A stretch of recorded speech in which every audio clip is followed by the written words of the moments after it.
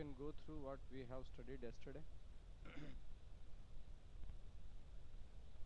Randomly, I will ask a few questions. Just we will test our understanding and then we will go ahead.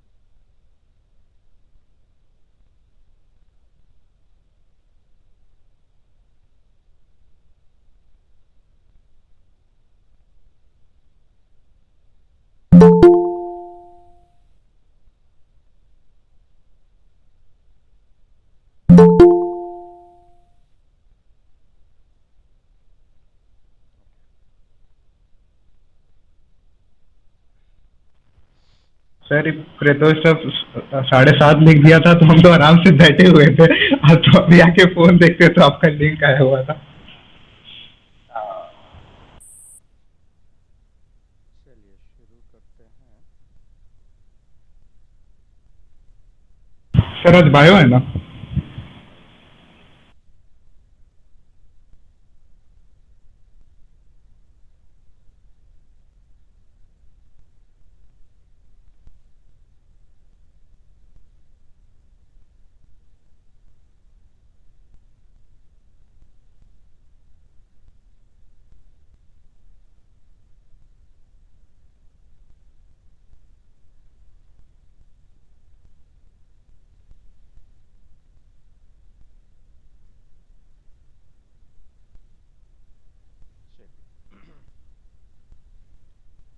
so in the yesterday's class we discussed about this Mendel's experiments on inheritance and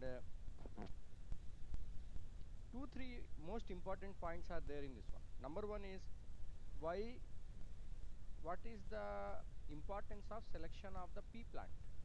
Okay, तो pea plant select करने में क्या advantage आया Mendel को. Number one is the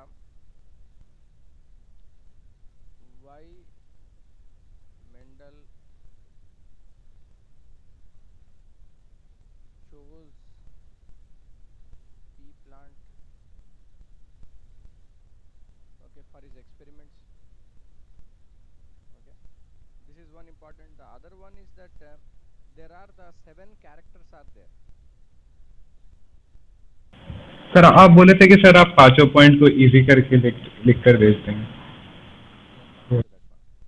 तो 7 characters हैं. ये 7 characters के जो ऑल्टरनेटिव फॉर्म्स हैं, डोमिनेंट कौन सा है, रेसिसिव कौन सा है, इसको मेमोराइज करना पड़ेगा. ओके, आसान तरीका क्या है इसको मेमोराइज करने का. 7 कैरेक्टर्स हैं. फ्लावर है, सीड है, पॉड है, ओके, और हाइट है. So what you will do is dominant and recessive. Dominant में क्या करोगे, टॉल. रेसिसिव में क्या है, शॉर्ट. ठीक, करने के बाद एक ब्रांच आप दिखाओगे जिसमें कि फ्लावर है एक्सिलरी पोजीशन पे. तो आप क्या करोगे, ऐसे करोगे और ठीक एक्सिलरी. सर आप ये फिगर 3.7 बना रहे हैं? 3.6 में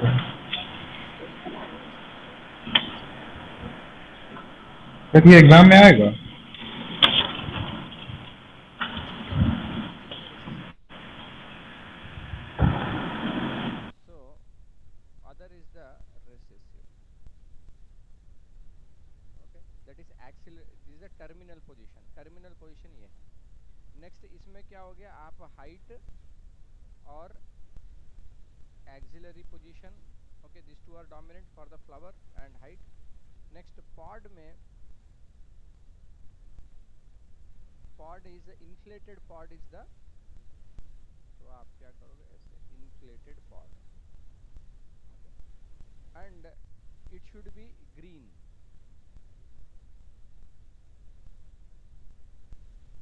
Okay, inflated pod with round seeds. The seeds will be yellow, which is dominant. Okay, ऐसे बनाइए. इसमें कॉन्स्ट्रिक्टेड है. okay, इस तरीके से आप डायग्राम बनाइए. wrinkled. okay, whatever dominant characters are there, you put on one side. Okay, you make a figure. Okay, you show me after you make the figure. Okay, तो जो 7 कैरेक्टर्स है, इस तरीके से, ये कोई बहुत ज़्यादा ब्यूटीफुल डायग्राम का ज़रूरत नहीं है। ये इम्पॉर्टेंट क्या है आपको याद रखने के लिए कि जो 7 डोमिनेंट कैरेक्टर्स आपको एक ये रफ फिगर में आ जाना चाहिए। ओके, और उसके रेसेसिव इधर आ जाना चाहिए। That is important. So you will focus on only one, that is a dominant. Automatically आपको रेसेसिव याद रहेगा। This is second point. Third one, ratios of crosses। Monohybrid में phenotypic and genotypic ratio,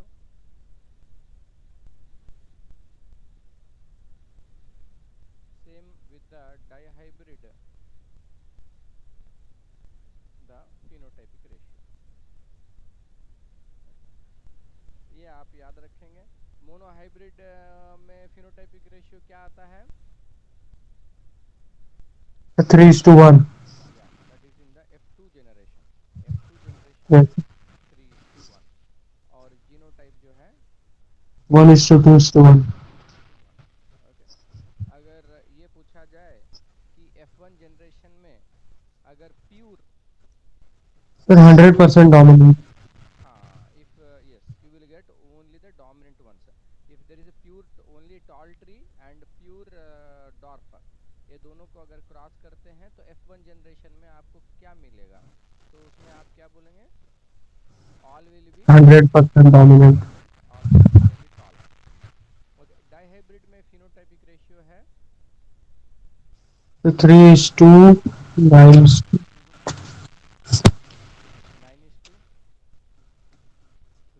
9:3:3। 9:3, 3:1. थोड़ा सा लंबा वाला है। ओके, तो एक दफ़ा से आप लिख लीजिएगा इसको, ठीक है। और this ratio you will remember. Next, here whatever is given, that what you can interpret from this generalized principles based upon breeding experiment। Okay, इसी का जो परफेक्ट टर्म्स है वो आपको मेंडल्स लॉ ऑफ इनहेरिटेंस 3 चीज़ों में समराइज किया गया। Okay, so you don't have to memorize these 5 points। instead of that, the next one that is coming is Mendel's, ये extremely important है, Mendel's laws of inheritance।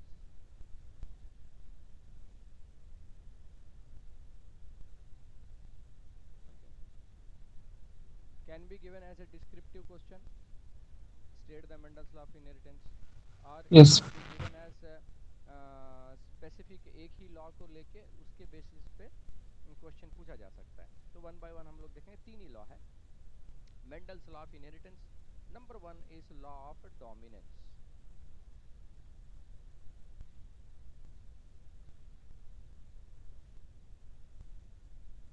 The law of dominance, it is saying that out of a pair of contrasting characters present together, only one is able to express itself while the other remains suppressed। okay? दो contrasting characters एक साथ जब रहेंगे तो दोनों एक साथ कभी एक्सप्रेस नहीं होंगे। ओके, जैसे कि purple and white flower, purple and white flower are there, the two alternative forms. एक ही पौधा में या तो पर्पल फ्लावर फॉर्मेशन आएगा या तो वाइट फ्लावर का फॉर्मेशन आएगा, दोनों एक ही पौधा में नहीं आएगा। Because that is what is the law of dominance is telling, only one is able to express itself while the other remains suppressed। okay, the one that expresses is the dominant character and the one that is unexpressed is the recessive character। the recessive character can only express when the pair consists of both recessive, that is homozygous recessive। ठीक है, so the law of dominance in this one, dominant gene will express and dominant expresses, the recessive will express only when homozygous recessive. Okay, तो इसका मतलब जब small ए होगा तभी ये express होगा। जब कैपिटल ए आ गया, डोमिनेंट जीन आ गया, तो केवल डोमिनेंट जीन ही एक्सप्रेस होगा। यही है law of dominance. Understood all of you? Any doubt you have in this one?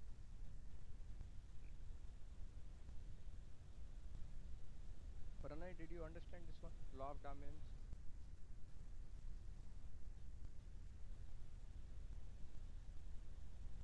Yes, sir. Next,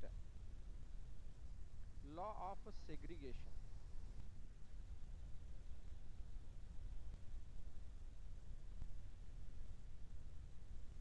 segregation का क्या मतलब होता है?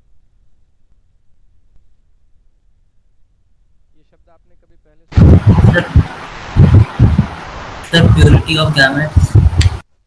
प्योरिटी ऑफ गैमेट्स हम लोग जैसे मतलब नॉर्मल बोलचाल की भाषा में नॉर्मल हम लोग कभी सेग्रीगेशन इस शब्द को आप सुने हैं? इसको कभी सेग्रीगेट?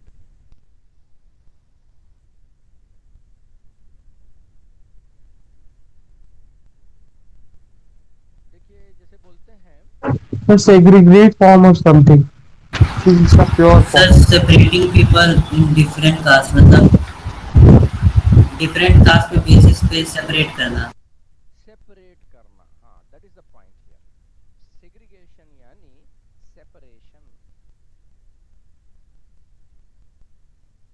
किसी भी एक बेसिस या अलग बेसिस के ऊपर आप चीजों को सेपरेट करेंगे, अलग करेंगे, तो उसको हम लोग बोलते हैं सेग्रीगेशन। तो लॉ ऑफ सेग्रीगेशन, तो इनका कहना है कि जो जीन्स हैं, डोमिनेंट जीन है, रेसेसिव जीन है, ये जो सेग्रीगेट होंगे या सेपरेट होंगे, इनका भी एक प्रिंसिपल है। ये प्रिंसिपल है law of purity of gametes.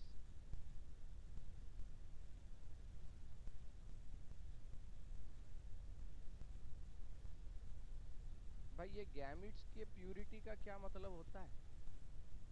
Gametes का प्यूरिटी क्या हुआ? मंदिर में जाके घंटी बजाने से purity? Law of purity, purity of gametes क्या मतलब हुआ?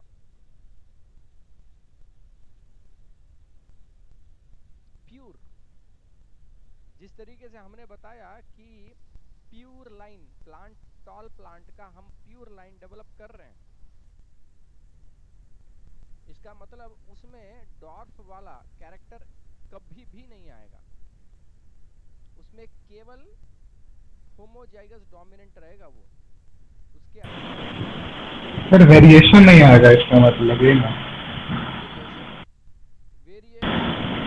मतलब सर एक जनरेशन से दूसरे जनरेशन में वेरिएशन नहीं आएगा, सारा सेम हो जाएगा। वेरिएशन एक अलग चीज होता है। वेरिएशन जो है ना, वो रिकॉम्बिनेशन, मियोसिस में रिकॉम्बिनेशन के कारण आता है तो टॉल कैरेक्टर का जीन आपका इसमें, लेकिन इसमें कभी कभी क्या होता है, रिकॉम्बिनेशन के दौरान जीन्स में म्यूटेशन आ सकता है, उसमें बदलाव आ सकता है, ठीक है? तो वो सब टॉल प्लांट ही हैं, लेकिन क्या सभी टॉल प्लांट एक ही जैसा टॉल रहेंगे? उसमें भी कोई बहुत ज्यादा टॉल हो सकता है, कोई कम टॉल हो सकता है, क्योंकि एक पॉपुलेशन में हमेशा वेरिएशन रहता है। No two individuals are identical, एक जैसा कभी भी दो इंडिविजुअल नहीं होगा, जरूर कुछ ना कुछ वेरिएशन एक पॉपुलेशन में हर इंडिविजुअल में आता है। तो उसका कारण है मियोसिस, वेरिएशन, रिकॉम्बिनेशन है। लेकिन यहाँ पे जो है हम लोग क्या बोल रहे हैं, प्यूरिटी ऑफ गैमेट्स की बात कर रहे हैं, या प्लांट्स में प्यूर लाइन की बात कर रहे हैं। मेंडल ने क्या किया, प्यूर लाइन डेवलप किया प्लांट्स का, जिसके कारण दूसरा उसका जो अल्टरनेटिव कैरेक्टर है उसके जीनोटाइप में नहीं रहेगा। फॉर एग्जांपल टॉल वाला है तो कैपिटल टी प्योर, इसमें कैपिटल टी स्मॉल टी नहीं रहेगा। ठीक है, ये हो गया प्योर लाइन। तो उसी तरीके से हो गया प्यूरिटी ऑफ गैमिट्स। गैमिट्स में हैप्लॉइड होता है कि डिप्लॉइड होता है? डिप्लॉयड। हैप्लॉइड। हैप्लॉइड। सर हम माइक, सर हैप्लॉइड बोल दिए, फिर देखते हैं सर माइक ही बंद है, फिर माइक चालू करके हैप्लॉइड बोलते हैं। देखिए Ayush, we can not to do this. Sir gamete sir haploid ही होता सर, मुंह से डिप्लॉयड निकल गया सर। इसमें हम लोग जो है अभी इस स्टेज पे कंफ्यूज नो होंगे। सर, आई नो सर, हाँ, मुझे नहीं पता। हम लोग को तो गैमेट्स जो हैं ये हैप्लॉइड हैं। ये देखिए हम लोग जब पौधे के बारे में जीनोटाइप बोलते हैं तो उसका दोनों, जो माँ की तरफ से आया और जो दूसरे पेरेंट की तरफ से आया, दोनों का हम लोग बात करेंगे। ओके, इसीलिए डिप्लॉइड है। लेकिन गैमेट्स में तो एक ही रहेगा सेट। ठीक, तो प्यूरिटी, लॉ ऑफ प्यूरिटी, तो इनका क्या कहना है? The two members of a pair of factors separate during the formation of gametes. The two members of a pair of factors. तो यहाँ पे इन्होंने एक नया शब्द घुसा दिया, फैक्टर्स। ओके, आपके टेक्स्ट बुक में क्या हो रहा है कि अलग अलग शब्दों का प्रयोग है। जेनेटिक्स में कई शब्द आते हैं, टर्म्स आते हैं। Character, alternative forms, allele, gene. Okay, genes के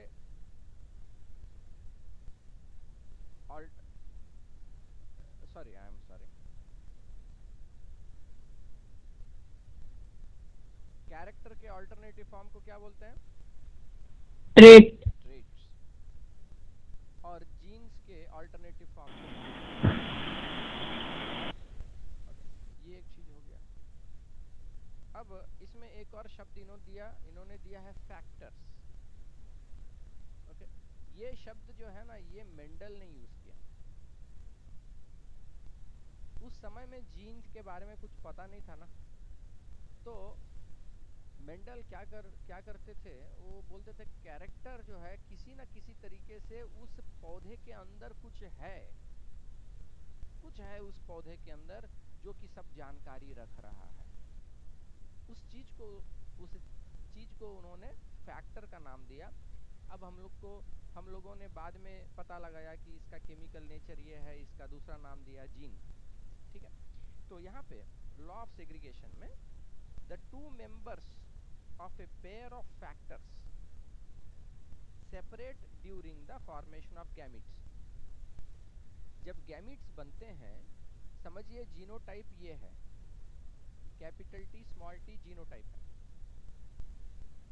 ऑफ द पेरेंट का जीनोटाइप। अब इसका जो गैमीट्स बनेगा, क्या क्या गैमीट्स बनेगा?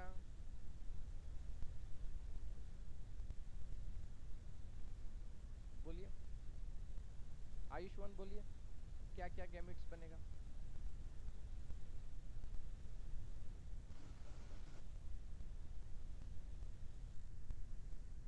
आयुष्मान, आवाज आ रही है?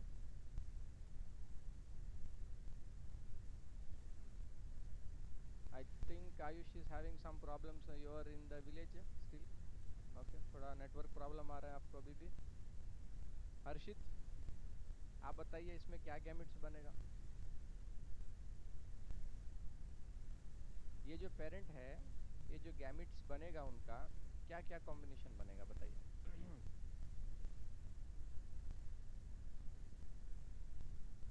माय भाई, ओ हो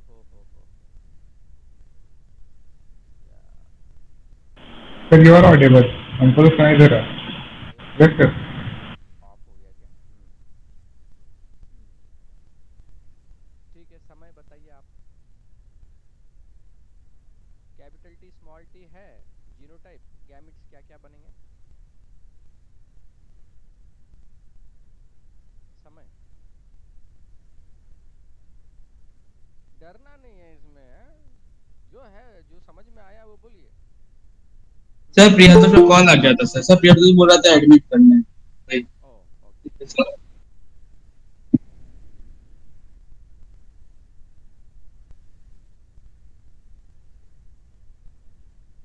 ओके, बताइए हर्षित, बताइए इसमें क्या गैमिट्स का क्या बनेगा जीनोटाइप। सर हम वेटिंग रूम में पढ़े थे। अब कॉल तुम्हारा ही आया था क्या? हाँ सर। मैसेज करते ना, ज़्यादा इजी रहता। हम कॉल उठाते नहीं क्लास के टाइम में अनलेस ज़्यादा इमरजेंसी रहता। ठीक है सर अगली बार से टेक्स्ट कर देंगे। हाँ, चलो चलो हर्षित, आवाज़ आ रही है? हाँ सर। हाँ हाँ चलो बोलो जल्दी, क्या गैमिट्स बनेंगे?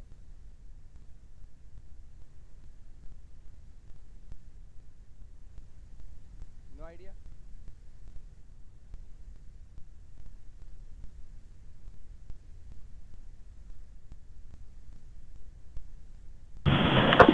सर हम ट्राई करें क्या? इस तरीके से बनेगा कि नहीं बनेगा? देखिए ये कैरेक्टर का ऑल्टरनेटिव फॉर्म्स है, एलील्स या जीन्स का जो ऑल्टरनेटिव फॉर्म है। ठीक है, एक आदमी में दोनों कैरेक्टर है। कैपिटल टी वाला इसमें देखिए जीन है और स्मॉल टी, एक मदर की तरफ से आया, एक फादर की तरफ से आया ये जीन। ठीक, कैपिटल टी फादर की तरफ से आया, स्मॉल टी मदर की तरफ से आया। फॉर एग्जांपल ऐसे लेते हैं। ठीक है, अब ये जो बच्चा है, okay, is grown up producing the gamete. So when is producing the gamete, whether for example if it is a male producing the sperm cells, so whether the sperm cell will have both these genes, capital T and small t. हर्षित बोलिए, the gamete cells whether it will have both the genes or it will have only one of the genes. It is a haploid, no? Gametes are haploid, no?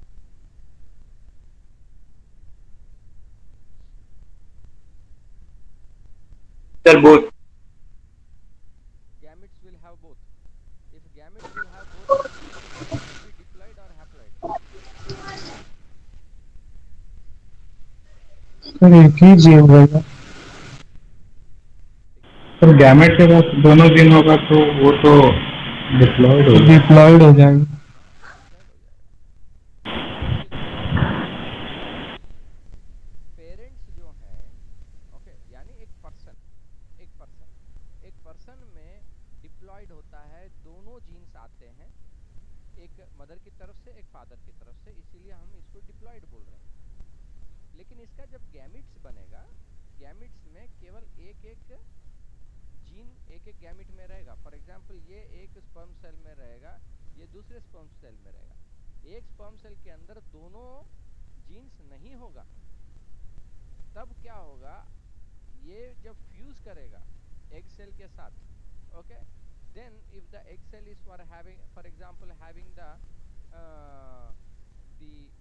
capital T, okay, तब capital T बन के नया generation में ये jeans का combination रहेगा, फिर diploid बन जाएगा। ओके, अगर यहाँ पे गैमिट्स हैप्लॉइड नहीं रहेंगे, डिप्लॉयड रहेंगे, तब जब sperm cell and egg cell are going to fuse, what you will get? Double plus double is equal to what? Tetraploid हो जाएगा। ओके, 2x plus 2x हो जाएगा। four sets of chromosomes will come, but that we don't want, no? We want the offsprings, whatever children are going to form, they should also be diploid only. Okay, now you have understood, Harshit. You cannot afford to not understand this point. You have to understand it. Are you clear with this? Yes sir। Haploid and diploid. Tell me, gametes are haploid or diploid?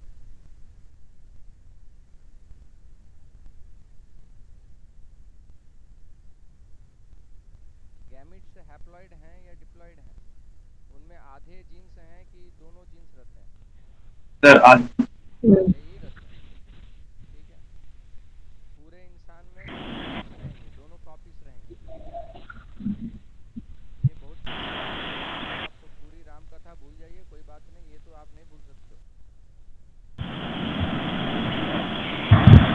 Sir हम chapter सब revise कर रहे थे, तो पुराना वाला chapter से एक डाउट था सर, हम पूछ रहे या फिर क्लास में पूछ रहे। फिर the flow of this one will be disturb ना। चलिए, so law of purity of gametes, the two members of a pair of factors separate during the formation of gametes. ठीक है, तो अगर कैपिटल टी स्मॉल टी है, वो दोनों separate हो जाएंगे, दोनों कैरेक्टर्स, दोनों फैक्टर्स सेपरेट हो जाएंगे। They do not blend but segregate और separate into different gametes. The gametes combine together by random fusion at the time of zygote formation. ठीक है, द लॉ ऑफ सेग्रीगेशन क्या बोल रहा है कि गैमेट्स में क्या होगा कि एक ही फैक्टर आएगा। Okay, gametes, each gamete will get only one factor. Okay, the factor is nothing but gene. In modern genetics we are saying gene. Mendel का language में factor. Each gamete only one factor or gene. और for example capital T small t था parent में, gamete में ऐसा नहीं होगा कि ये दोनों के बीच वाला कॉम्बिनेशन आ गया। उस समय में जब ये सब चीज लोगों को नहीं पता था तो सबको प्रूव करना पड़ता है ना। ऐसा भी हो सकता है ना कि भाई गैमेट्स में टॉल और डॉर्फ शॉर्ट का बीच वाला जीन आ जाए। ओके, ये दोनों के बीच में कुछ मिक्सिंग होके मीडियम हाइट वाला जीन आ जाए गैमेट्स में, ऐसा भी तो हो सकता है। लेकिन लॉ ऑफ सेग्रीगेशन क्या बोलता है? देयर आर पेयर, ओके, एक कैरेक्टर के ऑल्टरनेटिव फॉर्म्स हैं, ट्रेट्स। यहाँ पे हम लोग बोल रहे हैं एलील्स, जीन्स का ऑल्टरनेटिव फॉर्म्स एलील्स। मेंडल इसको बोला फैक्टर्स। तो हर गैमेट में केवल एक ही फैक्टर आएगा, इसका कोई मिक्स करके आने वाला फैक्टर नहीं आएगा। या तो ये आएगा या तो ये आएगा। यही बोल रहे हैं कि लॉ ऑफ सेग्रीगेशन या law of purity of gametes, वो प्योर होगा, इसमें प्योर होगा या इसमें प्योर होगा, ये दोनों का मिक्सिंग नहीं होगा। समझ गए? Any doubt you have? Law of segregation या law of purity of gametes सबको समझ में आया? कोई डाउट है पूछिए।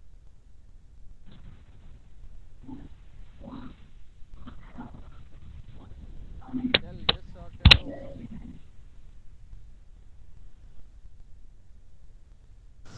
No doubt, sir. No, all of you? Yes. समय समझ में आया ना? Law of segregation is or law of purity of gametes. Gametes. तो यहाँ पे जो सर लिखे है each gamete only one factor, sir इसका मतलब सर ये जो टी है सर और फिर छोटा वाला टी जो है सर, एक कैपिटल और एक स्मॉल वाला है सर, मतलब उन दोनों में से कोई एक फैक्टर ही रहेगा। फैक्टर एक गैमेट में होगा। ठीक है, या तो ये होगा या तो ये होगा, दोनों नहीं होगा, ना ही दोनों का कोई मिक्सिंग किया हुआ कुछ, वो भी नहीं होगा। वही उसी का मतलब होता है प्यूरिटी, एकदम प्योर, या तो ये या तो वो, बीच का मामला नहीं, दोनों को मिक्स किया हुआ मामला नहीं। ठीक है, यही चीज। तो ये क्रॉस से पहले करना है सर, अभी तक तो सर बस गैमेट लिया है ना। हाँ, जब गैमेट बनेगा, गैमेट तब आपस में क्रॉस करेंगे ना। तो पहले यहाँ पे क्या हुआ, लॉ ऑफ डोमिनेंस, जो कि डोमिनेंट और रेसेसिव जीन के बारे में बोल रहा है। और डोमिनेंट जीन ही एक्सप्रेस होगा, रेसेसिव जीन तभी एक्सप्रेस होगा जब वो होमोजाइगस रेसेसिव होगा। Point number 1। Law of segregation या law of purity of gametes ये बोल रहा है कि पहले पेरेंट्स में जो गैमेट्स बनेंगे वो प्योर बनेंगे, उनमें कोई मिक्सिंग नहीं होगा, जो भी है एक ही टाइप का उसमें जीन होगा। वो है लॉ ऑफ सेग्रीगेशन या law of purity of gamete. इसके बाद आता है law of independent assortment.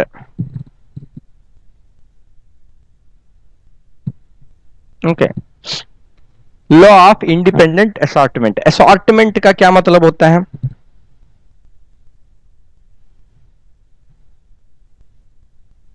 Sir placement.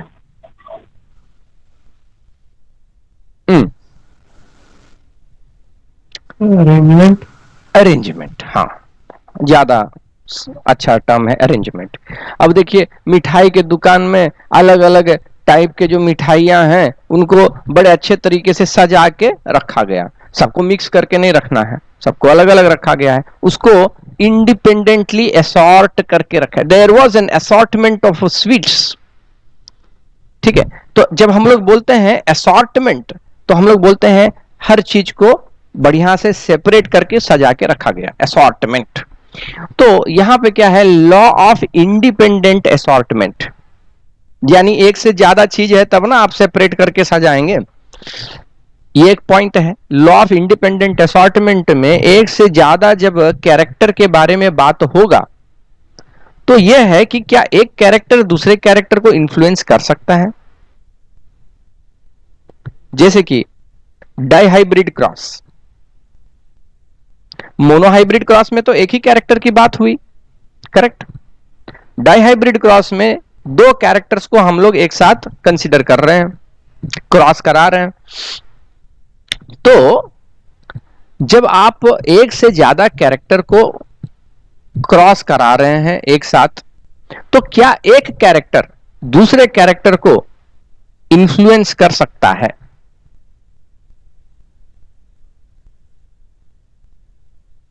मतलब जैसे कि आपका ये डाइहाइब्रिड क्रॉस का जो एग्जाम्पल दिया गया है टेक्स्ट बुक में, कैपिटल आर ये इनटू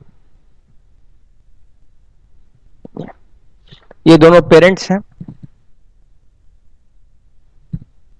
और इनके गैमिट्स बने, अलग कॉम्बिनेशन के गैमिट्स बने। ये जो जीन है फॉर एग्जाम्पल कैपिटल आर, क्या ये जीन नेक्स्ट जेनरेशन में जो जाएगा वो क्या कैपिटल वाई के द्वारा इन्फ्लुएंस हो सकता है? इसका मतलब यह है कि क्या कैपिटल वाई कैपिटल आर को अपने साथ खींचेगा या बोलेगा अच्छा भैया तुम्हारा मन, तुमको जैसा करना है करो, ऐसा भी होता है ना।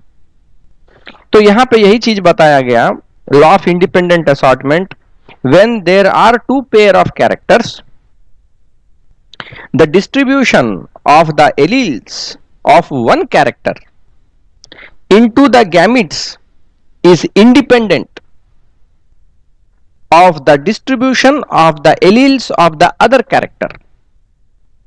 यानी ये जो कैपिटल आर के जो गैमिट्स बनेंगे और कैपिटल वाई के जो गैमिट्स बनेंगे वो इंडिपेंडेंटली बनेंगे। The distribution of the alleles of one character into the gametes is independent of the distribution of the alleles of the other character। इसके गैमिट्स बनने का और इसके गैमिट्स बनने का आपस में कोई लेना देना नहीं है, ये इंडिपेंडेंटली गैमिट्स इनके बनेंगे, इसके इंडिपेंडेंट गैमिट्स बनेंगे। ओके, इसको और आप क्लियरली अगर समझना चाहेंगे तो अब समझिए कि यहां पे जो एग्जाम्पल है राउंड एंड येलो है ना, जब हम लोग क्रॉस किए रिजल्ट आपको 9:3:3:1 जो आया फिनोटाइपिक रेशियो,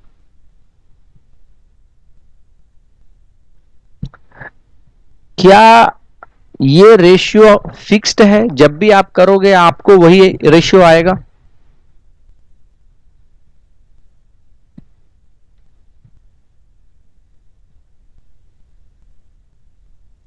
डाइहाइब्रिड क्रॉस में F2 जेनरेशन में फिनोटाइपिक रेशियो 9:3:3:1 है, करेक्ट? Yes, sir.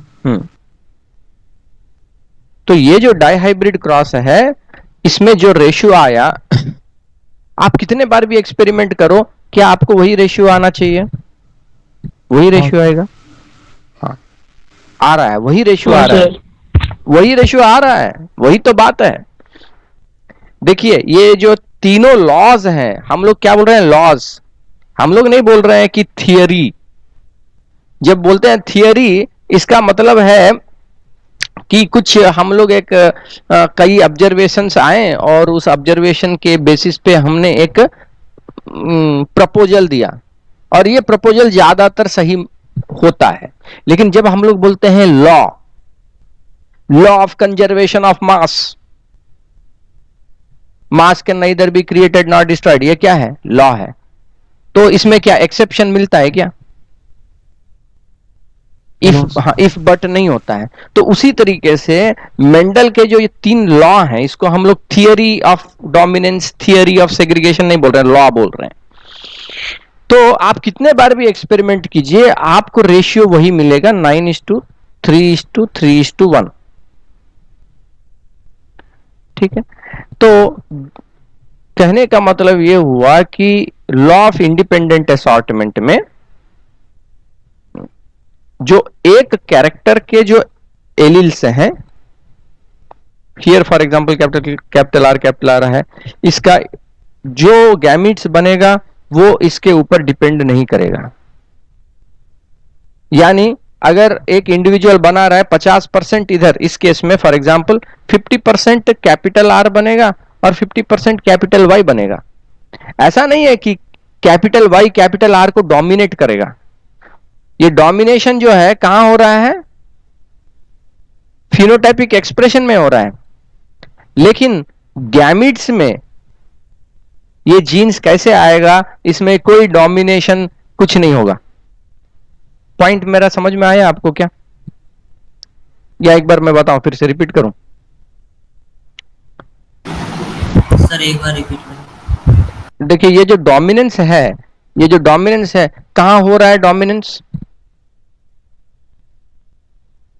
फिनोटाइप में आ रहा है ना। मतलब आप जैसे टॉल एंड डॉर्फ है, ठीक है, तो जब हेट्रोजाइगस है इस तरीके से कैपिटल ए स्मॉल ए, अगर कैपिटल ए डोमिनेंट जीन है तो आपको डोमिनेंट जीन ही एक्सप्रेस होगा। ठीक, ये हो गया लॉ ऑफ डोमिनेंस। लेकिन जो गैमीट बन रहे हैं, हम लोग अभी एक्सप्रेशन की बात ही नहीं कर रहे। अभी पेरेंट है, पेरेंट ने क्या किया? गैमीट्स बनाया, बस। तो ये जो पेरेंट के जो गैमीट्स बन रहे हैं, उन गैमीट्स में ये जो एलील्स हैं, alleles of the character of the gene, ये क्या एक दूसरे को इन्फ्लुएंस करेंगे? यानी हम लोग डाइहाइब्रिड क्रॉस में एक से ज्यादा ले रहे हैं ना, जीन्स 2 ले रहे हैं। क्या राउंड वाले स्पर्म्स ज्यादा बनेंगे for example compare to yellow वाले स्पर्म्स? No sir. नहीं, क्यों? यहां पे क्यों भैया? राउंड राउंड डोमिनेंट है, for example yellow yellow dominant है, यहां पे भी ये रिसेसिव है, ये रिसेसिव है, जो भी है वो तो एक्सप्रेशन के लेवल पे है ना। लेकिन जो गैमीट बनाना है, गैमीट बनाने में एक जीन दूसरे को इन्फ्लुएंस नहीं कर सकता। 50% आपको राउंड गैमीट्स बनेंगे और 50% येलो गैमीट्स बनेंगे इधर। उसी तरीके से यहां पे 50% रिंकल्ड बनेंगे, 50% ग्रीन बनेंगे। क्या? Gametes, not plants, gametes. थोड़ा सा अभी भी कंफ्यूजन है? No sir. ये केवल लॉ ऑफ इंडिपेंडेंट असॉर्टमेंट किसके ऊपर अप्लाई होता है? मोनोहाइब्रिड क्रॉस में अप्लाई होता है क्या? सर क्या बोले? लॉ ऑफ इंडिपेंडेंट असॉर्टमेंट क्या मोनोहाइब्रिड क्रॉस में अप्लाई होता है? No sir. नहीं होता है। क्यों? नहीं सर। क्यों? सर एक ही रहता है। एक ही है ना भैया, एक ही रहता है। हाँ, एक ही। जब एक ही कैरेक्टर यूज कर रहे हैं हम लोग मोनोहाइब्रिड क्रॉस में, तो उसमें असॉर्टमेंट की बात ही कहां आ रही है? असॉर्टमेंट का ही मतलब हुआ एक से ज्यादा होना चाहिए और उनको अलग अलग करके जो है बढ़िया से बनाना है। तो यहाँ पे जब अपने सिलेबस में तो डाई हाइब्रिड के ऊपर है नहीं, try hybrid, tetra hybrid, cross वो सब है नहीं, डाई हाइब्रिड ही है। तो इसीलिए सीधा सी बात यह है कि when there are two pair of characters, the distribution of the alleles of one character into the gametes is independent of the distribution of the alleles of the other character। ठीक है, दोनों को 50-50% चांस है, बराबर का chance है, कोई एक दूसरे को इन्फ्लुएंस नहीं कर सकता है गैमिट्स बनने में। ठीक, सो इस तरीके से 3 लॉस मेंडल ने बताए, law of dominance, law of segregation and law of independent assortment. आपके टेक्स्ट बुक में जो लैंग्वेज यूज किया गया है, जो टर्म्स यूज किया है, same to same, ditto to ditto, यही आपको डेफिनेशन में उतारना है। ओके, इसमें आप कोई भी संशोधन नहीं करेंगे। जो क्वेश्चन वगैरह इसमें पूछा गया, state the law of dominance, italics में जो लिखा हुआ है सीधा सीधा छाप देना है उसको। ठीक है, इसके रिलेटेड जो क्वेश्चन है, अगर वन मार्क क्वेश्चन आएगा, कुछ भी आएगा, तो ये चीज आप समझ गए हैं, पॉइंट को आप समझ गए हैं, you will be able to answer. We will practise some questions also. What are the application of Mendel's law? So the knowledge of the basic Mendelian principles gives us an idea about the new combinations in the progeny of hybrids and enable us to predict their frequency। Mendel का जो law है उसको use करके हम लोग जैसे कि Punnett square बनाए, पनेट स्क्वायर बना के हम लोग क्या बोल सकते हैं, अगर ये टाइप का पेरेंट है, वो टाइप का पेरेंट है, आपस में क्रॉस करेंगे तो आने वाले जनरेशन में किस टाइप के होंगे, ये हम लोग बोल पा रहे हैं ना। वही चीज है मेंडल्स लॉ से, यही हम लोग बोलते हैं, the knowledge of the basic Mendel principles gives us an idea about the new combinations in the progeny of hybrids and enable us to predict their frequency. Ratio क्या है उसका, फ्रीक्वेंसी क्या है, ये हम लोग बोल पा रहे हैं।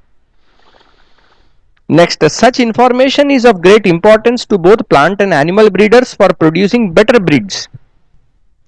Okay, so those who are trying to make the new breeds of the plant varieties and animal varieties, so what they will do, they will do this kind of। Sir मेरे पापा यही करते हैं। हाँ। ओके, तो इसमें जो है, जो प्लांट ब्रीडिंग का काम है या एनिमल ब्रीडिंग का काम है, दोनों में ही क्या होता है, इन इंफॉर्मेशन, ये जो मेंडल का जेनेटिक्स है आज भी वो एप्लीकेबल है, इसको यूज किया जाता है। आप उससे पता लगा सकते हो कि आपके पास जो पर्टिकुलर प्लांट है या एनिमल है वो प्योर है कि नहीं, वो क्या बोलते हैं उसको, हेट्रोजाइगस है क्या। ओके, और हम न्यू वैरायटीज जब बनाते हैं तो हमको इससे बहुत फायदा होता है, समझने में, बनाने में फायदा होता है। अब जैसे कि आपने देख लिया कि भैया ये बहुत लंबा गाछ है और दूसरा आपने देखिए एक ठो जिसमें कि बहुत सारा फल है, दोनों को आपने क्रॉस कर दिया, क्या आपको दोनों वैरायटीज वाला पौधा आ जाएगा इमीडिएटली? हो सर, कभी नहीं आएगा, कभी भी नहीं आएगा, सेकंड जनरेशन कभी नहीं आएगा भैया। आपको पहले क्या करना है, प्योर लाइन बनाना है। आप जिस कैरेक्टर के बारे में सोच रहे हो, तो मेंडल ने पी प्लांट यूज किया, उसका सबसे बड़ा फायदा उसको वही तो हुआ। उसने सबसे पहले क्या किया, प्योर लाइन बनाया, 7 कैरेक्टर्स के प्योर लाइन बनाए उसने। बिना प्योर लाइन बनाए आप ये सब एक्सपेरिमेंट नहीं कर सकोगे, आपको कुछ समझ में ही नहीं आएगा। जब आपका पेरेंट ही हेट्रोजाइगस रहेगा, आपको जो भी रिजल्ट आ रहा है आप कुछ समझ ही नहीं पाओगे। तो सबसे पहले आप क्या करोगे, प्योर पेरेंट्स बनाओगे, that is homozygous dominant, homozygous recessive. इस तरीके से आप पहले प्योर पेरेंट्स बनाओगे, वो पहले इंपॉर्टेंट है। उसके बाद आपका कहानी शुरू होता है। F1 में आपको हेट्रोजाइगस मिला, हेट्रोजाइगस में आपने फिर क्रॉसिंग किया, क्रॉसिंग करके आपको रेशियो आया। ओके, मोनोहाइब्रिड क्रॉस किया तो 3:1 फिनोटाइपिक रेशियो आया, जीनोटाइपिक रेशियो ये आया। ओके, उसके बाद आपने और आगे फिर क्रॉसेस को बनाया, जैसा आपका रिक्वायरमेंट है तब आप बना सकते हो अलग अलग कैरेक्टर को लेके। तो ये सब चीज जो है प्लांट एंड एनिमल ब्रीडर्स दोनों के लिए बहुत ही इंपॉर्टेंट होता है. Next, new type of plants with new combinations of useful characters can be produced by the hybridisation. Okay, यही जो प्रोसेस है क्रॉसिंग है, क्रॉसिंग को ही हम लोग हाइब्रिडाइजेशन बोलते हैं. नए नए कैरेक्टर्स हम लोग नए नए कॉम्बिनेशंस हाइब्रिडाइजेशन के द्वारा बना पा रहे हैं. ये सब एप्लीकेशन है मेंडल के लॉस का. 3 एप्लीकेशंस आप समझ गए इसमें पॉइंट.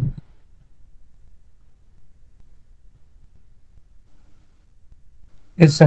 ओके, नेक्स्ट, अभी तक हमने जो भी देखा ये सब क्या है कि नेचुरल चीज है.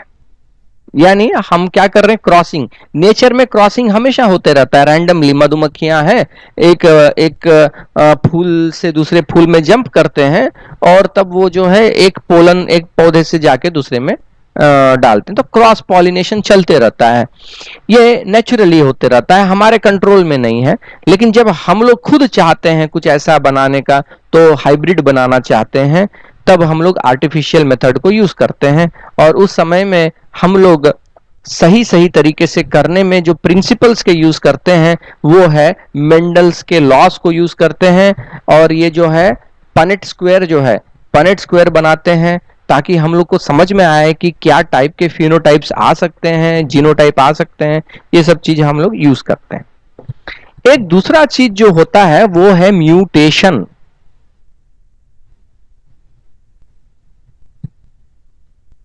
म्यूटेशन, म्यूटेशन का क्या मतलब होता है? म्यूटेशन का सर आपस में मिलना.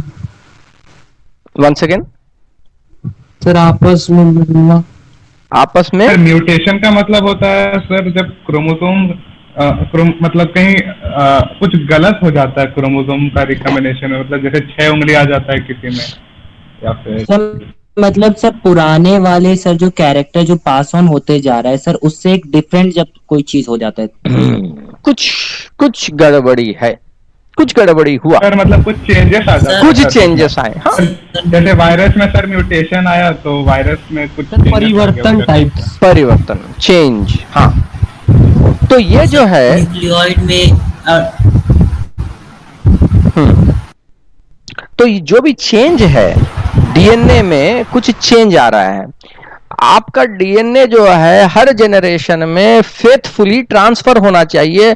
उसमें कोई खिलवाड़ छेड़खानी नहीं होना चाहिए. जो सीक्वेंस है एकदम उसी तरीके से अगले अगले जनरेशन में जाते रहना चाहिए. क्योंकि हम नहीं चाहते हैं कि ये जनरेशन में आदमी अगले जनरेशन में भैंस बन जाए, कोई नहीं चाहता. तो जो भी है, जो जनरेशन है, एक जनरेशन से दूसरे जनरेशन में same to same information transfer होना चाहिए.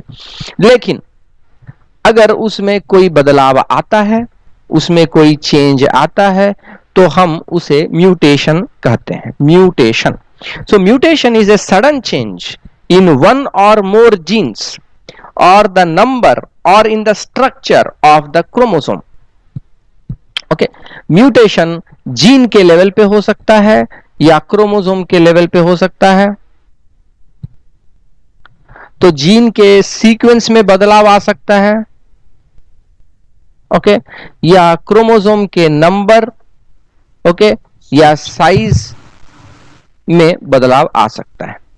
Okay, so if this kind of changes are taking place in the gene or in the chromosome, then we say that it is a mutation. क्या होगा इसके कारण? Mutation होने के कारण ऐसा नहीं है कि हमेशा म्यूटेशन खराब ही होता है. म्यूटेशन लाभदायक भी हो सकता है. फॉर एग्जाम्पल आज की डेट में हम लोग देख रहे हैं कि कोरोना वायरस बम है, अपना खूब जो है म्यूटेशन कर रहा है अपने से, और आज कभी ये स्ट्रेन बन रहा है, कभी वो स्ट्रेन बन रहा है. ठीक है, उसके लिए तो ठीक है, हम लोग के लिए परेशानी है, उसके लिए ठीक है. So mutation alters the hereditary material of an organism's cells and results in a change in certain characters or traits.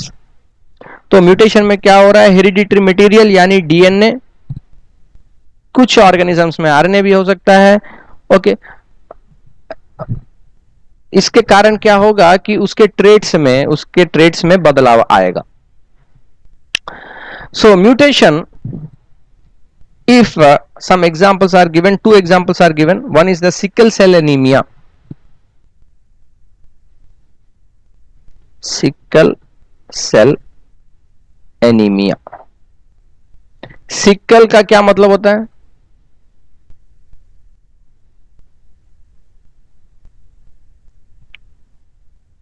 तो सिंगल शायद। CPIM party. Sir hook.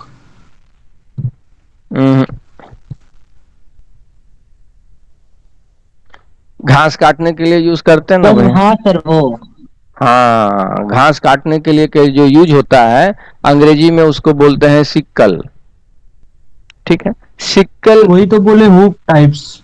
हाँ, हुक तो दूसरा चीज हो गया। हुक का ही शेप का रहता है वो। हाँ, हुक का शेप ही है, शेप ये हुक का ही है, लेकिन ये हुक नहीं है। ये जो है ना वो घास काटने वाला स्पेसिफिक है, उसका नाम है सिक्कल, है ना। शेप वही है, हुक वाला शेप है। ठीक है। सो सिकल सेल एनीमिया। एनीमिया तो आपको पता है क्या है? एनीमिया मतलब? नहीं पता सर। अब तो बड़े एनीमिक हो गए हो, ऐसे बोलता है कभी कभी कोई, बोलता है क्या? उसको अनीमिया हो गया। एनीमिया यानी lack of blood. Lack of blood, खून की कमी। खून की कमी, कमजोरी, एनीमिया के कारण। Okay, anaemia, sickle cell anaemia. तो भैया ये जो एनीमिया है इसमें ये सिक्कल कहां से आ गया? Sickle cell. तो हो क्या रहा है कि आरबीसी जो है उसका शेप क्या है? क्लास 9 में भी आपने पढ़ा था। ओके, इस जो फ्लाइंग डिस्क, आपने खेला कभी flying disc? Have you seen a flying disc? हाँ सर। हाँ हाँ, वो जो है क्या बोलते हैं उसको, फ्रिस्बी या flying saucer disc? Bio concave disc. Bio concave disc, correct. Okay, bio नहीं, biconcave. Bio biconcave. Bi यानी दो, ऊपर की सतह में भी ऐसे डिप्रेशन रहेगा, नीचे की तरफ से भी ऐसे डिप्रेशन रहेगा। ठीक है, और ऐसे सर्कुलर रहेगा। तो ये शेप है आरबीसी का, नॉर्मल आरबीसी का। लेकिन सिकल सेल एनीमिया जब हो जाता है तो इसका शेप हो जाता है ये टाइप का, समथिंग लाइक ए मून, कटा हुआ चांद जो है उस टाइप में सिकल। सर बाकी का सर आधा आरबीसी सर कहाँ चला जाता है? ये शेप सिकुड़ जाता है सर। हाँ, ये शेप जो है ऐसा बन जाता है। क्योंकि ये शेप ऐसा बन जाता है, क्यों ऐसा हो जाए? म्यूटेशन के कारण। म्यूटेशन हुआ in a blood disease called sickle cell anemia is a blood disease caused by gene mutation. The mutation causes a change in DNA resulting in the production of sickle shaped RBCs. तो ये जो sickle shaped RBC है वो कैसे बना? ये DNA में mutation आया। डीएनए में म्यूटेशन आया। ये डीएनए में म्यूटेशन जो है एक ऐसे प्रोटीन को उसने डिस्टर्ब किया जो कि इस सेल के शेप को बनाए रखने के लिए बहुत जरूरी है। उसके कारण क्या हुआ कि सेल का जो स्ट्रक्चर है वो ऐसे कोलैप्स हो गया और इस टाइप का एक स्ट्रक्चर बन गया, सिकल टाइप का। जब हम लोग के ब्लड वेसल्स में ऐसा टाइप का आरबीसी जाता है, ठीक से फ्लो नहीं कर पाता, कैपेसिटी भी कम हो गया, हीमोग्लोबिन भी कम हो गया, इसके अंदर वॉल्यूम कम हो गया। तो ऐसे आदमी में कमजोरी बहुत ज्यादा रहता है, हीमोग्लोबिन कम है, और ये जो है सिकल सेल वाले जो है आर्टरीज और वेन्स में जेनेटिक डिजीज है। जेनेटिक है, जेनेटिक डीएनए लेवल पे म्यूटेशन है ना। Yes sir. जब डीएनए लेवल पे परेशानी हो तो वो जेनेटिक है। यस। तो यहाँ पे जो है ये सीरियस है, नहीं अच्छा डिसीज नहीं है। सिकल सेल उतना सिंपल टाइप का नहीं है, बहुत परेशानी होती है लोगों को, केवल कमजोरी भी नहीं होती है। ये सब खून जो है ना वो जब उसमें आर्टरीज और वेन्स में जाके ये फंस भी जाता है, ये आरबीसी फंस भी जाता है, स्मूथ नहीं है ना, ऐसा स्मूथ नहीं, फंस भी जाता है, उसके कारण थोड़ा पेनफुल रहता है ये। ठीक है, तो ये हो गया सिकल सेल एनीमिया। दूसरा हो गया radioactive radiations also alter the gene structure and their effects can be seen generation after generation. An atomic explosion which occurred during World War II in 1945 in Japan, Hiroshima, Nagasaki had led to a number of deformities in the body of plants and animals which are still persisting. तो जो radio active radiations हैं, जो radiations हैं radio active, आपको पता है radio active radiations आपको पता है, करेक्ट? अल्फा रेडिएशन, बीटा और गामा। अल्फा बीटा गामा है।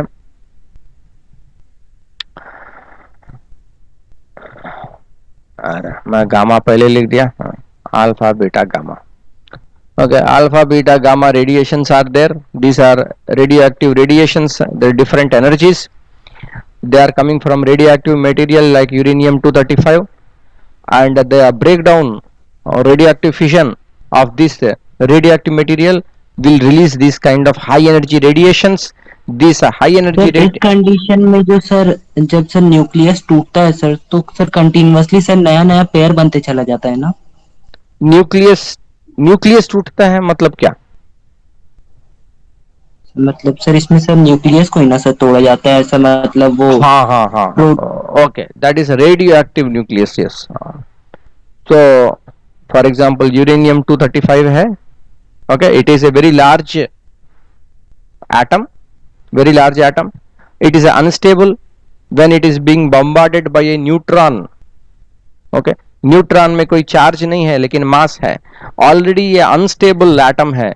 अनस्टेबल एटम का मास आपने और बढ़ा दिया, उसके बाद ये पागल हो गया, ये अपने आप को बिखर गया, ये टूट गया, टूट के इसमें नए एलिमेंट्स बन गया है, मुझे याद नहीं क्या एलिमेंट्स हैं। ओके, अलग अलग एलिमेंट्स बन गए, लेकिन इसके साथ इसने क्या किया, एनर्जी रिलीज किया, रेडियो एक्टिव रेडिएशन।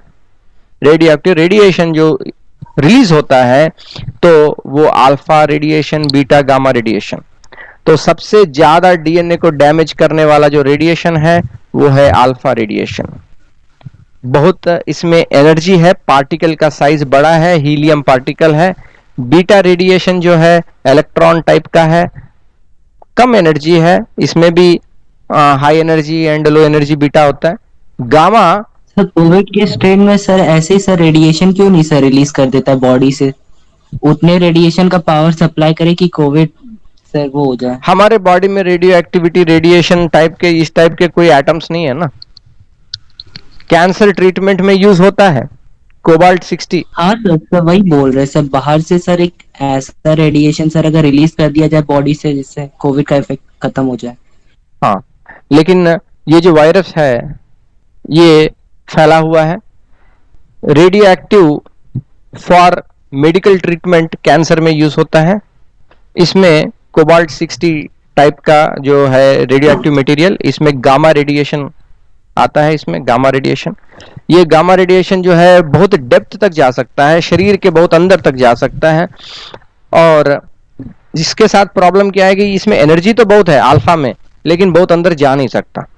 लेकिन टिश्यू अंदर जो कैंसर का सेल है वो बहुत अंदर में है, उसको पहुंचने के लिए गामा चाहिए। तो गामा का कोबाल्ट 60 यूज होता है कैंसर में। वो लोकलाइज्ड है, लेकिन ये तो वायरस है, वायरस सब जगह है, मतलब जब शरीर में आ गया वायरस तो फैल गया है ना, कोई एक ऐसा जगह नहीं है। तब ठीक है, जैसे एक्सरे लेते हैं वैसे ही सर मार दीजिए उसको।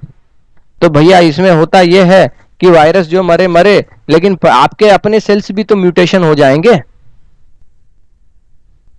हाँ सर। हाँ, आप खुद मल्टीपल कैंसर के जो है पेशेंट बन जाएंगे, वो दूसरा इफेक्ट हो जाएगा।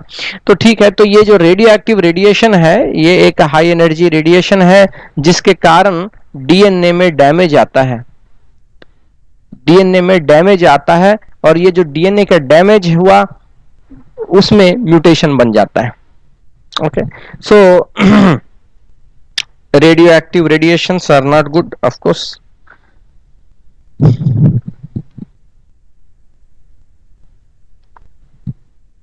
Okay, so what we will do in the next class tomorrow, we will solve